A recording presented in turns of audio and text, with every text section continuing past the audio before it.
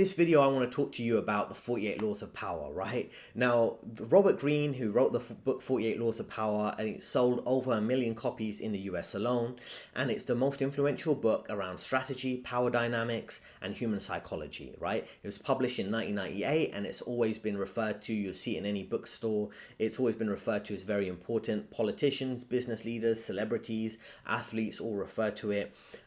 He actually did a sequel to this with 50 Cent called The 50th Law, which was quite interesting. Also, I made a previous video about it if you check my channel.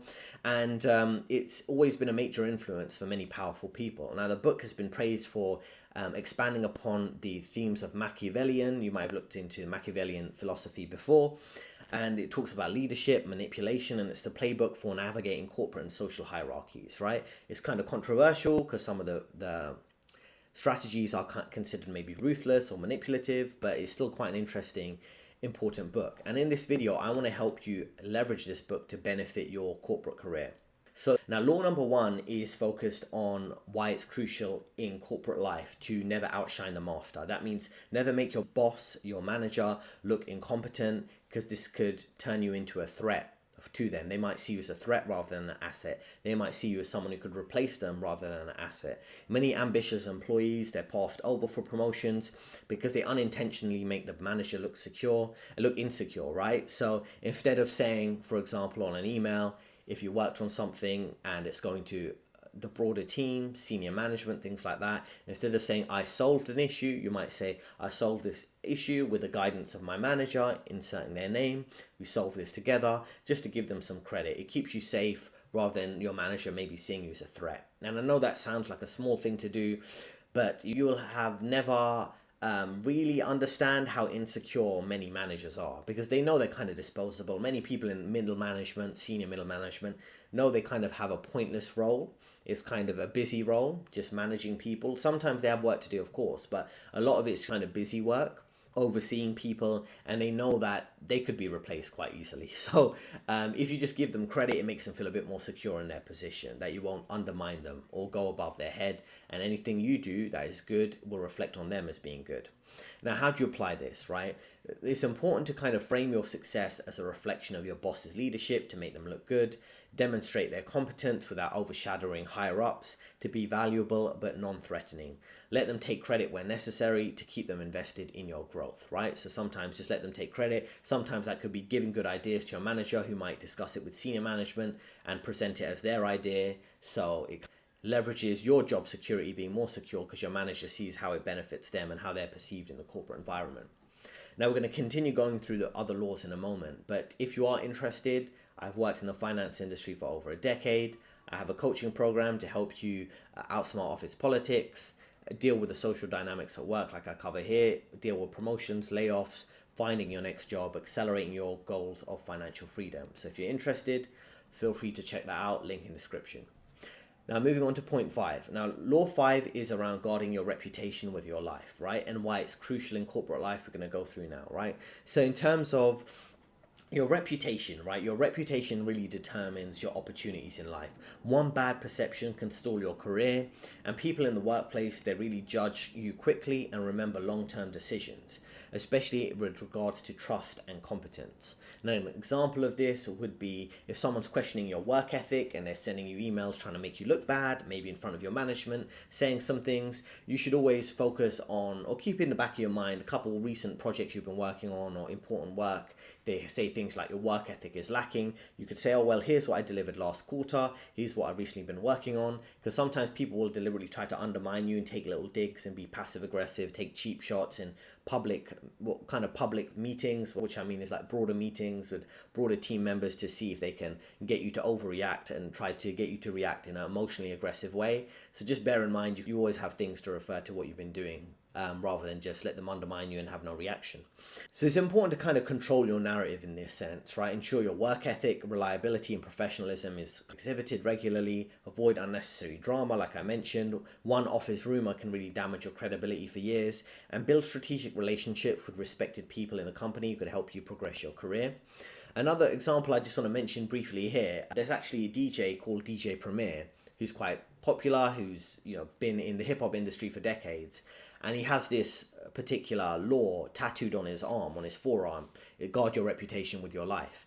And he's built quite a strong reputation, and that's why for decades he's been able to make money touring the world, and through music production, which many people haven't. And these laws are really way more integrated in society than you probably think. Point number 6, court attention at all costs. Now, it's important to, in certain cases, make sure you're getting attention in the office, and if people are showing you attention, typically it's for leverage. You might have a junior employee who's showing you attention because they want you to see them in a positive light, which will help them in the future growth of their career. They're trying to build allies. More senior people, if they're showing you attention, maybe heading by your desk to talk with you a bit, they just want to see if they get a positive vibe from you, that you're really interested in the work, or that you're really on top of your game. So these are the reasons why it's crucial in corporate life, right? If no one knows your value, you can become easily replaceable. Visibility really does help your career growth more than you really think. It'll help you with leadership opportunities and promotions, right? An example would be is if you contributed to a big win, don't let it go unnoticed. You send a recap email highlighting your contribution to the team while reinforcing your role on that specific project. And a bit more detail on how to apply it could be speaking up in meetings, make sure you're improving your visibility, taking ownership of projects, sharing key achievements, and building your professional brand internally. It's important to be known as the go-to person for a specific skill, to leverage the social capital where possible. In certain cases, this could be attending networking events, contributing to internal initiatives, and engaging with senior leadership. Point 15 is around crushing your enemy totally, right? It's crucial in corporate life because you don't want to have rivals that are going to resent you. Leaving workplace rivals half defeated can give them a reason to kind of strike back against you. If you let someone undermine you, essentially they'll do it again and again. So that's why it's important to set boundaries and shut people's nonsense down or their BS down, trying to negatively impact you in your career. An example of this would be if a colleague is constantly trying to undermine you in team meetings and speak over you and always say you're wrong. You could bring data, reports, direct feedback. After a meeting, send an email to explain certain analysis you might have done to defend yourself. Direct feedback directly to leadership so your credibility is not eroded, and maybe their credibility is, so you're clearly defending your position. And the key thing is how to apply it. If someone's strategically trying to sabotage you, you need to make sure the leadership's fully aware if the situation is continuing, and then document everything on emails, work projects, and feedback to protect yourself. And once you have the upper hand, it's best to remove them as a threat completely, either by showing their incompetence or making sure they're seen as unreliable. So you can undermine them in subtle ways too. It's a very tricky game, and like I say, through my coaching program, if you're really dealing with this, I can help you navigate that in more detail.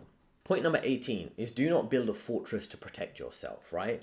Isolation is quite dangerous. So in point 18, we're talking about how essentially it's crucial in corporate life to realize how everyone's dependent on everyone else. It's interdependent, right? That's why everyone's so concerned with how other people are perceiving them. If you're too independent and you're operating almost like a contract worker or a freelancer within a company and you're not playing the social game, they will see you as someone who's operating independent of the company that they can put up for a layoff, which is completely ridiculous because in a sense they should be like, oh, this person can work quite well independently. They're not making small talk. They can just get on with the work. But they just don't want that. They want everyone to be independent in this social popularity game, like high school. So being too independent in the company can make you quite vulnerable. Essentially, you don't have allies to back you up when challenges do arise, and you have this kind of undermining type of dynamic in the workplace social dynamic. An example could be maybe you prefer to work alone, but in those cases it's important to collaborate occasionally, to email people what you've been working on and get their input just to get their buy-in maybe on the projects, the work you're doing, and they can help support you when needed when dealing with meetings and senior management. So building strong relationships with colleagues, mentors, and leadership to increase your influence, staying informed about office politics. What is the gossip in the office? Now, I don't mean about people's personal lives, even though people would do that in the office. What I'm referring to is, okay, what's the changes in a team? Is a team member leaving? If a middle management contact's leaving in your team, how will that change the dynamics? Will you have another manager to oversee your work? Will you have to take on more work? If you have new team members coming in, how will that impact your role? Sometimes, and some people I'm sure you can relate, let me know in the comments, where you're working a particular role, maybe the manager doesn't like you, they don't say it directly. What they do is they hire 2 or 3 more people, or maybe one person who's doing something next to you, some work that's adjacent to you, but over time they they take on more and more of your work, and then the manager puts you up for a layoff and say you're not needed at the company. And they have like a full legal justification, like, oh, the role's no longer needed, it's redundant, we have other team members working on this, it's a smaller role, so other people can do it, it doesn't take as much time, we don't need a FTE, full-time employee to do this particular work. That's how they can kind of do things. That's why it's important to be aware of the broader office politics, even if you don't really care who's getting promoted or who's losing their job. So that's why it's important to be visible and engaged, and, you know, attending company events in some cases, socialize in a very strategic way, and maintain a strong presence. So power often doesn't just come from skill, it also comes from knowing who's in control and what are the shifting dynamics. Law 28 is entering action with boldness, right? It's crucial in corporate life because if you hesitate, it makes you look weak and unsure. You need bold moves to command respect and make others view you as a leader. An example of this would be, instead of waiting to be assigned to a high visibility project, you might want to see if you can volunteer first and position yourself as the leader. A couple key tips to apply this would be speaking with confidence in meetings, even when you might be slightly unsure. Trusting your knowledge, taking on leadership roles voluntarily where needed, where strategically benefits you, and take bold action to have faster progress. Push forward aggressively on ideas that you believe in. Being indecisive will be worse than failure. That's why it's important to kind of be confident in what you're doing. Sometimes you've got to be strategic and pivot when needed so you don't kind of fall into a trap. But if you're coming across too unsure of yourself, people will see that as a weakness and mock you for it, or demean you, or say you can't make it to the next level because you don't come across as confident. Law 29 is about planning all the way to the end, right? You need to understand, essentially you have to be crucial in corporate life to think through things, to having a 5-year career vision. Where do you want to be in 5 years from now? And important thing to note here is that things can rapidly change. I know many people who think, oh, I'm going to work for 3 years at this level, make it to vice president, then I might move companies, make it to executive director, then managing director. But things are very rapidly changing. I always have been in the finance industry, but especially now, not just with innovation and just the way the world's going, everything's accelerating. I'm sure you can all feel how time is accelerating. So trying to have this solid 3-year, 5-year plan, it can be a bit unrealistic, but you need to have a general idea where you're heading, right? And if things change, then you quickly pivot. But if you know the long-term goal might be, say, financial freedom or making it to managing director, at least you can have a clear path that you can kind of change over time to meet that requirement. And an interesting side note here is, there's a concept called the 3-month year or the 12-week year, where essentially what you do is you, rather than think about your goals over the year, which we all have some yearly goals, right? But think about, okay, what can I achieve in 3 months, right? What can I achieve maybe over a 12-week period? Something like that, where it's like, okay, how much, if I had to condense a year plan into 3 months, how could I aggressively meet that goal? So it's worthwhile thinking about short-term goals, not just long-term goals too. So it's interesting thing, like I can say, I can help you through personalized coaching in that. See, most professions, they tend to focus on short-term wins, but not long-term career positioning. So it's good to plan for the short and the long term. A lack of plans can lead to stagnating in your careers or unexpected setbacks. If you think you're going to stay and grind it out on one particular job rather than making a move where you see the company's not doing well, sometimes it is better to make the move, as I say, right? So an example could be, before accepting a promotion, assessing how the position works for you in over the longer term. Will it open doors or box you into a narrow pigeonhole type of role? So it's important to, like I say, think ahead before major decisions. Make sure the job you're moving forward to, and you're not being trapping yourself in an industry or particular role, anticipating problems before they happen.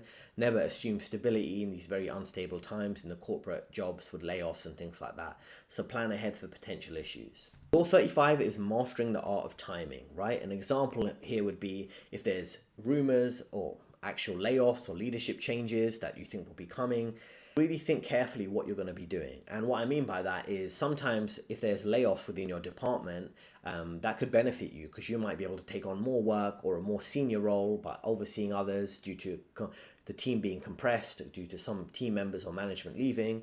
If leadership changes, maybe you got on well with the current management you're dealing with, and then the new manager doesn't see your role as valuable, then you might need to jump and move it to another role.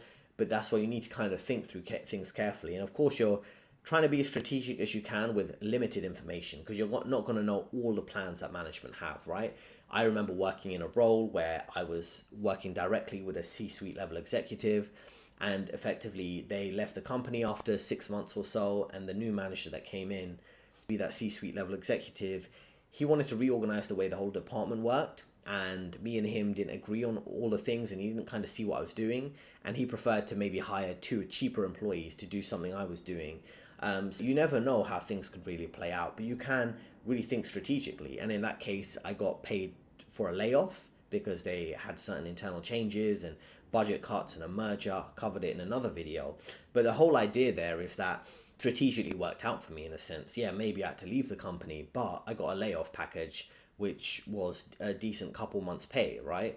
So it really does depend on the particular dynamic, how you're going to play those out. Do you want to bide your time and wait it out? Do you want to jump to another company because you don't want to waste your time on a sinking ship because the company's not going in a good direction that benefits you? So it really doesn't matter around timing, right? So think carefully about when you're making your big decisions. So moving too early or too late can ruin opportunities for you, and know when to speak out, when to act, and when to wait is a key advantage. For example, if leadership is uncertain, don't rush to present your ideas. You might want to think about how you want to present ideas for improvements or projects at the right time. Recognize when a senior management is distracted and they might be working on a stressful situation. They don't really want to talk to you about a particular question or discussion you have. And being patient sometimes with promotions can benefit you rather than job hopping. I know job hopping and switching jobs is quite popular, but sometimes it might be best to wait and see what happens. Now, just to finish up, it's important to remember these 4 points: to position yourself strategically, to make sure leadership see you as valuable and not threatening, building strong relationships. Power often comes from reliances, rather than just your competency, knowing when to act in terms of timing in your career decisions, and being bold but calculated, right? Confidence commands respect, but reckless moves tend to backfire, right? So we're going to cover the other 48 laws of power in a series of future videos. We went through quite a few important ones here. So let me know in the comments what's your favorite law of the 48 laws of power. I'm sure many of you have read it. I've seen it in the comments a few times. And I look forward to seeing you in the next video. There is the coaching program link in description. I'll be happy to help you, and 2 recommended videos on your screen right now.